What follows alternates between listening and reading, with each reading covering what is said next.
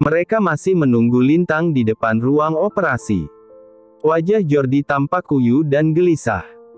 Ini sudah hampir 2 jam dan belum ada tanda-tanda orang yang keluar dari ruang operasi.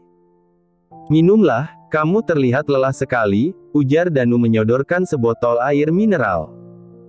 Kalian pulanglah, biar aku yang menunggu Lintang, kini Danu berkata pada Wahyu, Hana, dan Marina.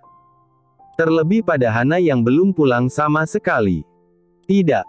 Aku mau di sini, elak Hana.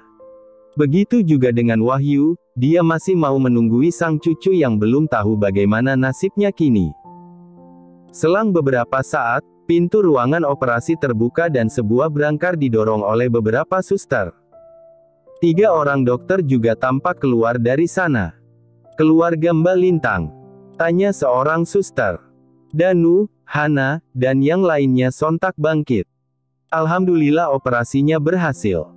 Sekarang Mbak Lintang masih harus di ruang ICU, jika keadaannya membaik dan sadar, maka nanti akan dipindahkan ke ruang perawatan, jelasnya. Kelima orang itu langsung mengucap syukur. 2 hari berikutnya Lintang masih tak sadarkan diri. Namun, pihak keluarga tak sedikit pun surut harapan akan kesembuhan Lintang. Danu bahkan meminta pihak rumah sakit untuk memberikan fasilitas terbaik untuk Lintang. Dia juga sudah memesan ruangan VVIP jika nanti Lintang sudah siuman. Terima kasih, ucap Hana saat hanya berduaan dengan Danu. Wahyu dan Marina pulang dulu untuk mandi dan membawakan baju ganti untuk Hana juga Lintang. Sementara Jordi sedang mandi di ruangan yang sudah disewa oleh Danu. Untuk apa? Tanya Danu menautkan alisnya. Untuk semua yang kamu lakukan buat Lintang, jawab Hana. Itu sudah sewajarnya. Lintang adalah tanggung jawabku. Sudah terlalu lama aku menyia-nyiakan. Hanya hal kecil ini yang bisa aku lakukan demi dia, balas Danu. Maaf, karena aku telah menelantarkan kalian. Aku terlalu egois, lanjutnya. Hana tersenyum miris. Hatinya memang tidak bisa sembuh begitu saja akan perlakuan Danu di masa lalu. Tuhan membalasku dengan memberikan pernikahan palsu. Aku harus menikah untuk memperkuat bisnis orang tua. Lalu, istriku menderita tumor dan harus diangkat rahimnya. Lengkap sudah hidupku yang terus memperkaya diri tanpa tahu akan diwariskan pada siapa, Danu menertawakan dirinya sendiri. Lalu Jordi? Tanya Hana yang kaget mendengar pengakuan mantan kekasihnya itu. Ya, beruntung kami menemukan Jordi. Jika tidak, hidupku akan semakin hampa, Danu mendesah resah. Jadi, dia itu. Danu mengangguk. Dia bukan anak kandungku. Anak kandungku hanya Lintang. Tapi, aku menyayangi Jordi seperti anakku sendiri. Karena itu, aku akan membagi 2 hartaku pada mereka. Aku bahkan berharap jika mereka menikah dan meneruskan bisnis keluarga, lelaki itu terkekeh saat membayangkan anak kandung dan anak angkatnya bersatu. Hana menghela napas kasar. Hatinya yang membatu kini mulai luluh saat mendengar ketulusan yang ditunjukkan Danu. Memang, rasa sakit dan benci itu masih ada. Namun, dendam itu tak lagi sebesar dulu. Jika kamu masih tak bisa memaafkan aku akan terima dengan lapang dada. Tapi, izinkanlah Jordi dan Lintang bersama jika mereka menginginkannya, pinta Danu. Hana melamun. Dia membayangkan saat kemarin Lintang kritis, dia sempat berdoa juga berjanji, jika Lintang sadar dan sembuh nanti, dia akan mengabulkan apapun keinginan putrinya itu. Maafkan, Mama, nak. Mama berjanji akan mengabulkan apapun yang kamu inginkan asal kamu bertahan, jeritnya dalam hati. Hana, sekarang bukan saatnya lagi kita ikut campur pada kehidupan mereka. Biarkan mereka memilih apa yang menjadi pilihan mereka, ucap Danu yang menduga diamnya Hana karena tak merestui Lintang dengan Jordi. Iya, aku merasa berdosa pada Lintang. Jika sampai dia tidak selamat, aku akan menyesal seumur hidup, sahut Hana lirih. Di saat mereka mengobrol, seorang suster masuk ke ruang ICU untuk mengecek kondisi Lintang. Memang setiap beberapa jam sekali mereka datang untuk memeriksa. Danu dan Hana gegas berdiri untuk ikut melihat kondisi Lintang dari jendela kaca. Suster itu hendak memeriksa, namun tampak tangan Lintang bergerak dan matanya terbuka perlahan. "Mbak Lintang sudah sadar," katanya dengan isyarat bibir. Danu dan Hana langsung mengucap syukur. Suster itu lalu terlihat menelepon seseorang. "Dok, pasien atas nama Lintang sudah siuman," katanya. "Iya, baik, dok," lanjutnya. Suster itu tampak mengajak ngobrol Lintang. Wanita yang terbaring itu hanya mengedip dan tersenyum tipis. Namun, meski begitu itu sudah membuat Danu dan Hana teramat bahagia. "Bagaimana kondisi Lintang, Pak?" Sebuah suara terdengar dari belakang Danu. Rupanya Jordi sudah selesai mandi. Danu tidak menjawab, dia malah menggeser tubuhnya agar sang putra bisa melihat sendiri kondisi Lintang sekarang. "Dia sudah sadar," ucap Jordi dengan mata berbinar menatap ke dalam sana. Danu mengangguk. Entah apa yang dikatakan oleh suster itu, hanya saja beberapa saat kemudian Lintang melirik ke arah jendela kaca di mana Danu, Hana, dan Jordi sedang menatapnya. Lintang menyungging senyum. Namun, sepertinya dia masih merasakan sakit yang teramat sangat di tubuhnya. Tentu saja, wajah cantiknya dipenuhi luka-luka goresan. Kepalanya masih memakai perban. Rambutnya yang panjang kini tak ada lagi. "Cepat sembuh," ucap Jordi pelan dengan tatapan nanar. Matanya berkaca-kaca dengan bibir gemetar. Lintang mengedipkan matanya seolah mendengar permintaan orang yang disayangnya. Beberapa saat kemudian seorang dokter datang dan masuk ke sana. Dia melakukan beberapa pemeriksaan dan memutuskan jika Lintang sudah bisa pindah ke ruang perawatan. Danu, Hana, dan Jordi tampak bahagia, karena nanti mereka akan lebih leluasa merawat Lintang. Dokter itu keluar diikuti oleh suster tadi. "Tunggu ya, Pak, Bu, saya tunggu teman saya agar bisa membawa Mbak Lintang dari sini. Kalau sendiri saya nggak kuat," ucapnya terkekeh. "Saya saja yang bantu, suster," tawar Jordi penuh semangat. Dia sudah tidak sabar ingin segera bertatap muka dengan wanita yang sangat dirindukan. Suster itu terkekeh. "Sabar ya, Pak. Teman saya sedang dalam perjalanan ke sini. Ini sudah menjadi tugas kami. Kami tidak ingin merepotkan," jawab suster itu begitu ramah. Ternyata memang benar, tak berselang lama datang dua orang suster laki-laki dan langsung mendorong berangkar itu keluar menuju ruang VVIP yang memang sudah di-booking dari awal. Danu, Hana, dan Jordi mengikuti dari belakang. Hati mereka begitu senang bisa melihat Lintang membuka matanya. Suasana terasa begitu kaku ketika para suster itu sudah meninggalkan ruangan. Lintang melirik pada Jordi dan Hana, lalu mengulas senyum. Namun, hal itu tidak dia lakukan pada Danu. Rasa bencinya masih begitu dalam. "Kamu tidur lama sekali," ucap Jordi dan mengelus pelan lengan Lintang. "Aku masih hidup dan masih bisa melihatmu," jawab Lintang meracau. "Hus, kamu jangan bilang begitu," sentak Hana mendelik dan tertawa. Lintang merasa sedikit aneh dengan sikap yang ditunjukkan ibunya itu. Dia menduga jika sang ibu sudah mengetahui segalanya tentang Jordi yang bukan anak kandung Danu. "Aku mimpiin kamu," ucap Lintang dengan suara yang masih serak. "Iyakah?"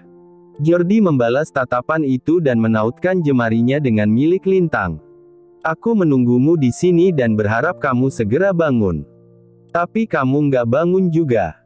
"Aku hampir putus asa," ungkap Jordi. "Kamu mau kemana? Kok bisa sampai di sana?" Jordi bertanya seraya mengelus lembut punggung tangan Lintang. Lintang terkekeh pelan.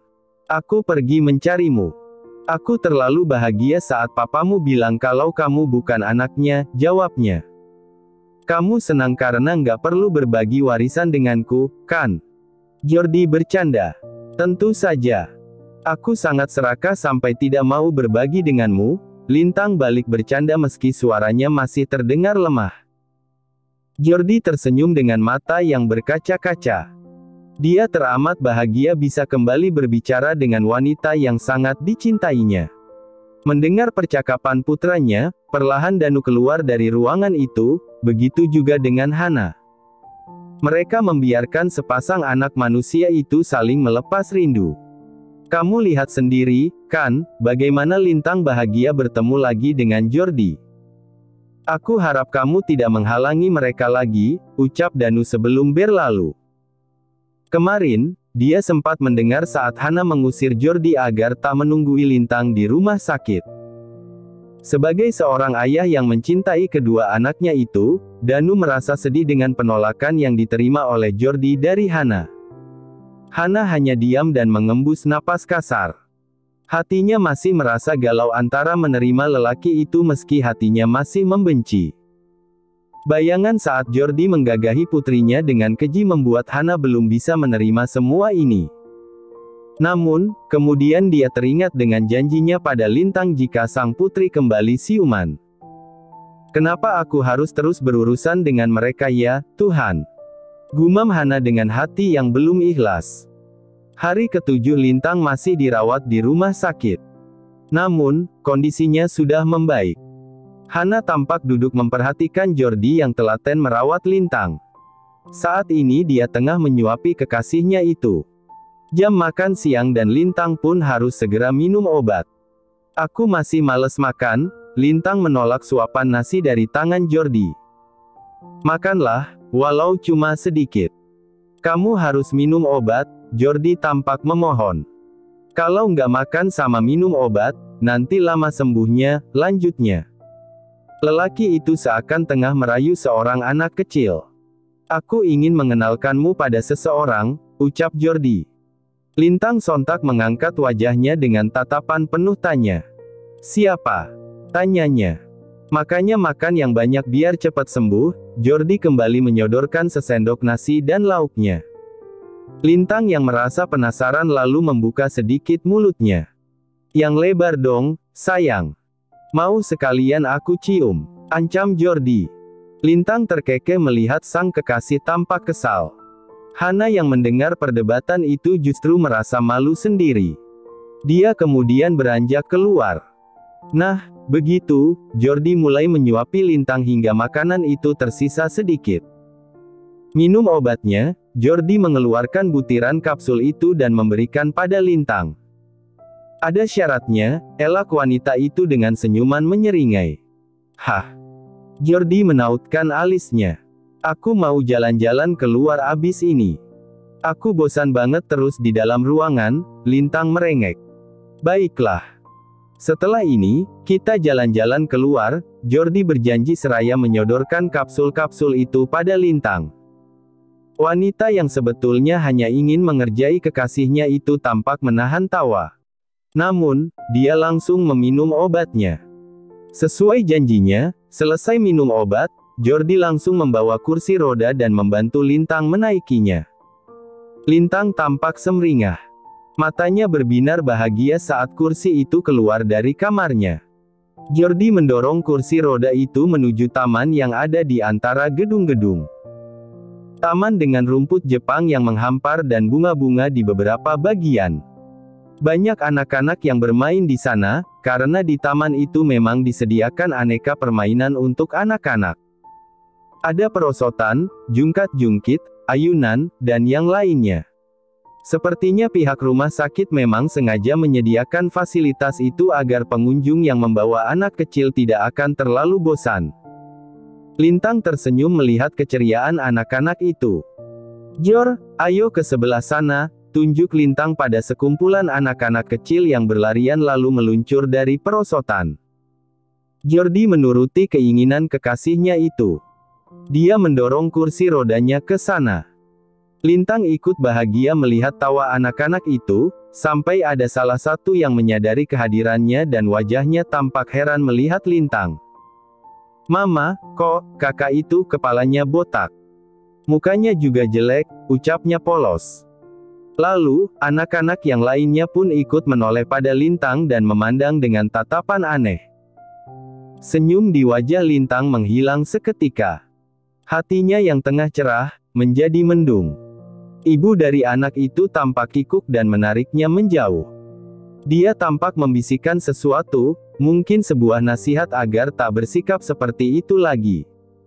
Kita kembali ke kamar saja. Aku mau tidur, ucap Lintang dengan wajah sendu. Jordi mengangguk dan mendorong kursi roda itu ke ruang perawatan. Aku sangat jelek, ya? Tanya Lintang saat Jordi membantunya naik ke tempat tidur. Jordi terpaku sesaat. Dia menatap Lintang yang hanya berjarak beberapa senti saja. Kamu selalu cantik di mataku. Luka-luka ini tidak membuatmu berbeda, jawabnya. Lihat, aku bahkan botak. Wajahku lebam dan bengkak, potong Lintang sembari menyentuh kepalanya yang sebagian diperban, juga wajahnya yang bengkak seolah baru selesai melakukan operasi plastik. Jordi menghela napas panjang. Memangnya kenapa? Rambutmu nanti pasti tumbuh lagi. Luka-lukamu pasti akan sembuh.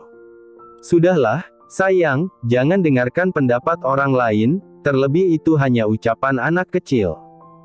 Bagiku, kamu tetap wanita tercantik di dunia. Lintang tersenyum miris. Mungkin emosinya belum stabil, hingga ejekan seperti itu pun membuat dirinya down. Kamu gombal.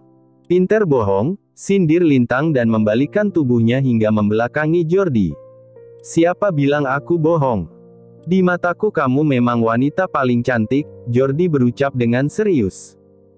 Mendengar itu hati Lintang kembali berbunga. Dia tersenyum sambil meringkuk, tanpa memperlihatkannya pada Jordi. 2 minggu di rumah sakit akhirnya Lintang diperbolehkan pulang.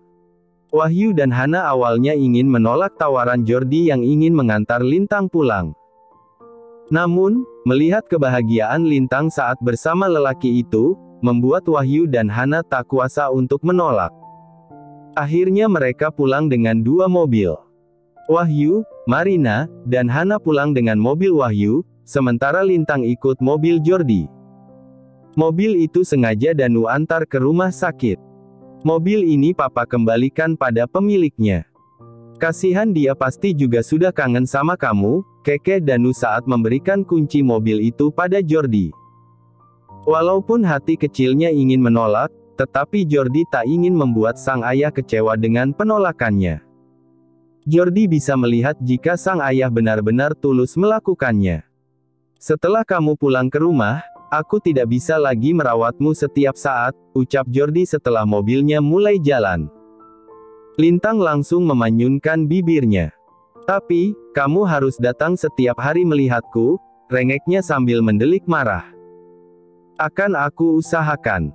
Aku masih merasakan jika keluargamu masih belum menerima aku, jawab Jordi melirik sekilas pada wanita di sampingnya.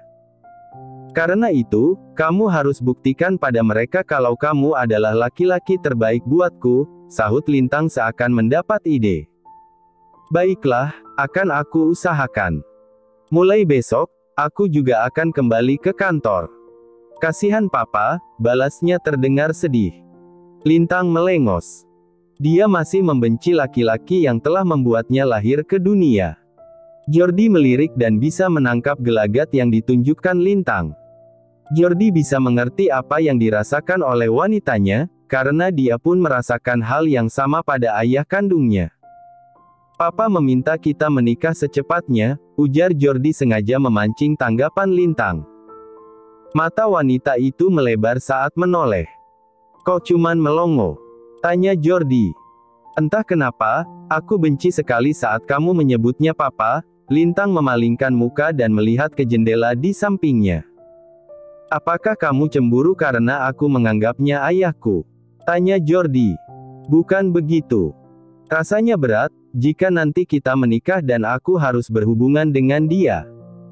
Apalagi jika aku harus memanggilnya dengan sebutan papa, ucap Lintang ketus. Jordi mengulum senyum. Kamu tidak melihat bagaimana dia berjuang mencari pendonor saat kamu membutuhkan transfusi darah. Dia bahkan rela memberikan semua darahnya jika saja rumah sakit mengizinkan, jelasnya. Apa? Jadi dia mendonorkan darahnya padaku. Tanya Lintang kaget. Jordi mengangguk. Tampak wajah Lintang menunjukkan tidak senang. Dia kemudian berdecih kesal. Kenapa kalian membiarkan dia melakukan itu? Protesnya dan kembali menatap kosong ke jalanan. Rumah sakit kehabisan stok golongan darah O, sementara kamu sangat kritis karena nyaris kehabisan darah. Beruntung papa memiliki golongan darah yang sama denganmu, jelas Jordi. Tapi aku tidak ingin darahnya mengalir di tubuhku, Lintang memprotes. Kamu pasti sudah tidak ada jika saja dia tidak segera mendonorkan darahnya padamu. Lagi pula, dia mendonorkan darahnya atau tidak, darahnya sudah mengalir dalam tubuhmu sejak kamu ada, sayang, Jordi berusaha menjelaskan. Kamu sekarang ada di pihaknya, sindir Lintang sambil mendengkus. Jordi mengembus napas kasar. Bukan begitu, sayang. Aku hanya menjelaskan apa yang sedang terjadi. Aku bahkan bisa melihat kesungguhannya saat dia berusaha mencari pendonor lain saat dirinya tak bisa lagi mendonorkan darahnya. Aku justru berterima kasih padanya, karena dia, aku masih bisa melihatmu. Jordi meraih tangan Lintang dan menciumnya penuh perasaan. Aku bahkan tidak bisa melakukan apa-apa saat itu, pungkas Jordi. Lintang memberengut. Hati kecilnya menggakui jika perkataan Jordi ada benarnya. Namun, sisi hatinya yang lain menolak itu. Kebenciannya pada Danu masih teramat besar. Jordi bisa melihat rasa benci di mata Lintang dan dia tak menyalahkan itu. Jordi menyempatkan diri mengunjungi Lintang sebelum berangkat dan sesudah pulang kerja. Sikap Wahyu dan Hana tak lagi ketus, meski belum bisa dibilang ramah. Berbeda dengan Marina yang mulai bisa menerima kehadiran Jordi. Wanita parubaya itu selalu bersikap manis saat Jordi datang. Nak, Jordi. Masuklah, Lintang sudah sejak tadi menunggumu, Marina menyambutnya dengan ramah. Dan benar saja, Lintang sedang duduk di sofa dengan penampilan yang sudah rapi, seolah sedang menunggu seseorang. Tada. Lintang berucap riang sambil bangkit. Mata Jordi melebar dengan binar bahagia. Kamu sudah bisa. Ucapannya menggantung saking senangnya. Lintang mengangguk.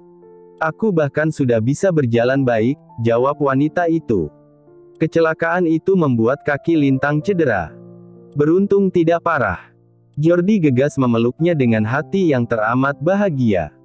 Besok aku akan mengajakmu menemui seseorang, bisiknya pelan. Siapa? Lintang bertanya seraya mengendurkan pelukan. Ibuku, jawab Jordi dengan senyuman semringah. Dia pasti senang bisa berkenalan dengan calon menantunya. Terima kasih sudah menonton, guys. Jangan lupa klik like jika kalian menikmati cerita ini, subscribe untuk update konten seru lainnya, dan tinggalkan komentar di bawah tentang apa yang kalian pikirkan atau cerita apa yang ingin kalian dengar selanjutnya. Dukungan kalian sangat berarti. Sampai jumpa di video berikutnya.